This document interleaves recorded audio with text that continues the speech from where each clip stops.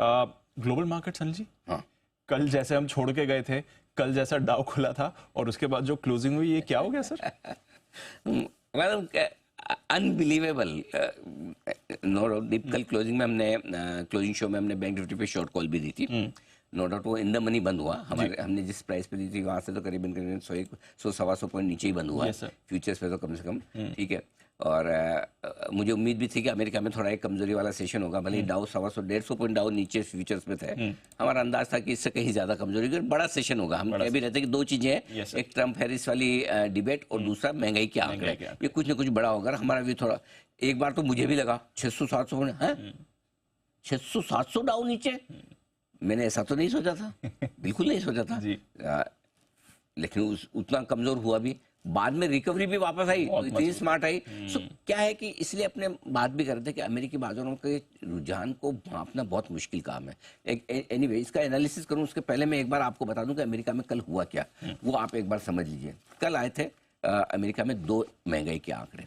एक महंगाई का आंकड़ा आया CPI का, जो आया 2.5% पर, ठीक है। उम्मीद 2.6% की थी, 2.5% पे आया। 3.5 साल के निचले स्तर पर महंगाई, लाइफ इज कूल, ठीक है, बहुत बढ़िया।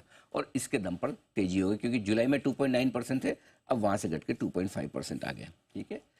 इसके दम पर बढ़े, चलो बढ़ने का तो समझ में आएगा, तो फिर घटे क्यों? शुरुआत में मूड थोड़ा ट्रम्प हैरिस की डिबेट से हल्का फुल्का खराब था, इतना नहीं कि आप 200-300 पॉइंट नीचे खुल जाए, 100-150 नीचे खुले, उतना खराब था। उसके बाद इनके कोर इन्फ्लेशन के डेटा आए, मंथली कोर इन्फ्लेशन के डेटा, और वो आए 0.3% पर। उम्मीद थी 0.2% की, 10 बेसिस पॉइंट ज्यादा है। इसने मूड खराब कर दिया भाई, और इसने मूड खराब किया तो एकदम जोर से डाउन गया। आपको याद है हम कल भी ये बात करते हैं, अमेरिकी बाजारों में एक चीज जो दिख रही है, ओवर रिएक्शन आने लगे खबरों पर। Yes sir, right. ये कल इसका टिपिकल एग्जांपल, कल सुबह हमने बात की थी कि अमेरिकी बाजार आजकल हर खबर पर रिएक्शन देने की आदत बना चुके हैं, बड़ा रिएक्शन दे रहे हैं। एक जमाना था रशिया यूक्रेन के वॉर पे रिएक्शन नहीं देता है, इजराइल हमास के वॉर पे रिएक्शन नहीं देता है, ईरान इजराइल के बीच में झगड़े पे रिएक्शन नहीं देता है, मतलब एकदम वो क्या होना चाहिए, मतलब ढीठ। उस समय ढीठ हो गए थे, अड़ियल ढीठ, कुछ दुनिया में कुछ हमको कोई फर्क। लेकिन खुद पे जब आक्या पड़ती है, अपने एक एक डेटा पे इस तरह का रिएक्शन अमेरिका में ज्यादा नहीं होता। और मैं आपको ये भी बता दूं कि लाइफ लॉन्ग भी ऐसा नहीं रहेगा। No reaction is not permanent, extreme reaction is also not permanent, ठीक है। सो अभी अल्टीमेटली कहीं तो रुकेगा, लेकिन अभी का जो माहौल है ये हम देख रहे हैं कि और रिएक्शन हो रहा है, दोनों तरफ का और रिएक्शन है। कोर महंगाई का डेटा ऐसा कुछ नहीं जैसे 700 आप घट जाए, और CPI इतना अच्छा नहीं कि आप 1000 बढ़ जाए, करेक्ट। लेकिन क्या है, हुआ ये है। अब इसमें दूसरी चीज क्या थी, जो नेस्डेक बढ़ा है, नेस्डेक खाली एक ही चीज पे चल रहा है, एनवीडिया का मूड हुआ खराब तो घट जाएगा, मूड हुआ था। कल उनका एक CEO का इंटरव्यू था और उन्होंने बहुत स्ट्रॉन्ग कमेंट्री दी।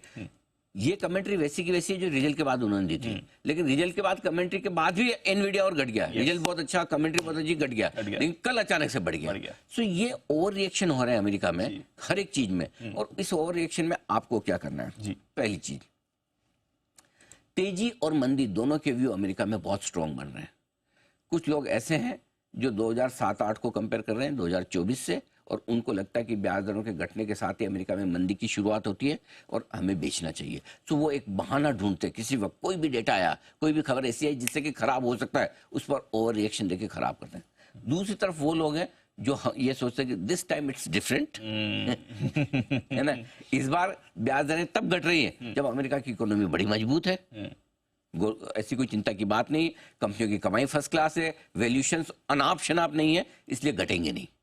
उल्टा ये है कि ब्याज दरें घटेगी तो कंजम्पशन बढ़ेगा, ग्रोथ बढ़ेगी, ये सब होगा, वो सब होगा। वो दूसरी तरफ मंदी सोचने वाले सोचते हैं कि चाइना की बैंड बजी हुई है, दुनिया में ग्रोथ का है। तेजी सोचने वाले बोलते हैं कि चाइना से क्या लेन देना, हमारी इकोनॉमी अच्छी है, इंडिया आपको ग्रोथ में आगे सपोर्ट कर रहा है, तो इतनी क्या चिंता करनी चाइना की, या चाइना के पहले तेजी नहीं होती थी क्या? सो दोनों तरफ के व्यू बहुत स्ट्रांग है, दोनों अपने अपनी तरफ से डटे हुए हैं।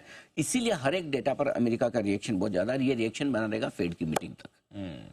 और कल जो एक रिएक्शन हुआ दीप, उसमें एक और इंटरेस्टिंग चीज ये थी कि जब CPI के डेटा आए तो जोर से घटे, अब बाद में एकदम CPI के डेटा पे बढ़े, कोर के डेटा पे घटे। लेकिन एक चीज अच्छी हुई जो मैं अच्छी मानता हूँ, अब ये दोनों आंकड़े देखने के बाद लोगों का ये मानस हो गया कि 18 सितंबर को ब्याज दरें घटेंगी ये तो पक्का है, लेकिन 1/4%। पहले आधा % वाले लोग भी बहुत थे, तो ये आधा % वाले लोग साफ हो गए। अब लोग आधा % की उम्मीद वहां पर नहीं कर रहे हैं, वो एक बहुत अच्छी बात है। और अगर आधा % ना घटे तो बढ़िया ही है। क्यों झटके खा खा के स्टार्ट हो, कई बार तो बोलते हैं ना, गाड़ी एकदम ब्रेक लगाती है तो झटका लगता है आपको आगे की तरफ, और गाड़ी एकदम स्टार्ट लेते हुए झटका लगता है पीछे की तरफ। करेक्ट सर, दोनों ही अच्छा नहीं है। दोनों अच्छा नहीं है। अगर कमर थोड़ी मजबूत ना हो ना, आपकी उम्र में पता नहीं चलेगा, मेरी उम्र में पता चलेगा। प्रेम में होता हाँ, है ना, फील होता है। हाँ होता है। तो ये दोनों ही अच्छा नहीं है। तो इसे झटके से आप ब्याज दरें घटाएं बढ़ाएं, दोनों ठीक नहीं। आराम से करो ना, धीरे धीरे, हर मीटिंग में करो, थोड़ा थोड़ा माहौल बना रहे।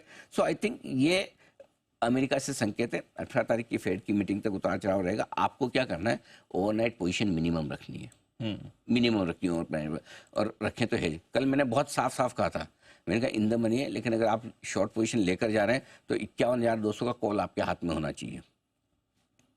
यस, 51,200 का, मैंने कहा इसी कंडीशन। बिल्कुल। हाँ, तो अगर आप कल 51,200 का कॉल ऑप्शन लेके गए तो आज भले ही 125 पॉइंट ऊपर खुल जाए, आपको कोई टेंशन लेने की जरूरत है, आपके पैसे नहीं लगेंगे। Got it. नहीं लगेंगे, नहीं लगेंगे। नेट पैसे नहीं लगेंगे, उनका हो सकता बन ही जाए कुछ न हो कुछ। सकता तो कोई, हाँ, सो आपको या तो आपको वो हेजिंग देख के सुबह अपने बैंक निफ्टी की शॉर्ट काट लेना है, या फिर दूसरा तरीका है कि मैं 51,250 300 आएगा तो मैं थोड़ा 375 के आसपास थोड़ा और शॉर्ट करूंगा, फिर 500 का स्टॉप लॉस रखूंगा। दोनों में से जो आपको ठीक लगे। बैंक निफ्टी जब तक 51,500 के ऊपर बंद नहीं होगा, नहीं टिकेगा, तब तक बहुत मजबूत नहीं होगा। ये इस तरह के ऊपर नीचे के आते रहेंगे। सो आप अपनी दो तरीके हैं कल की शॉर्ट को कवर करने के। पहला तो ये, अगर आपकी कॉस्ट के आसपास आपको निकलने का मौका मिल जाए तो चलिए ठीक है, एक ट्रेड अच्छा नहीं हुआ। अगर यही दिन हमारा मार्केट खुला होता तो शायद एक रिएक्शन अलग होता, लोगों को मौका मिल जाता। ठीक है, नंदलेस दोनों तरफ की ट्रेडिंग। दूसरा ये कि अगर आपने हेजिंग की है कॉल खरीद के, तो फिर आपके नेट आराम से आपको एग्जिट करने को मिलेगा, तो कोई नुकसान होने के चांस नहीं के बराबर। ठीक है सर, चलिए ये है आपके लिए ग्लोबल सेटअप, और जो ग्लोबल वॉलेटिलिटी भी हम थोड़े दिनों से देख रहे हैं।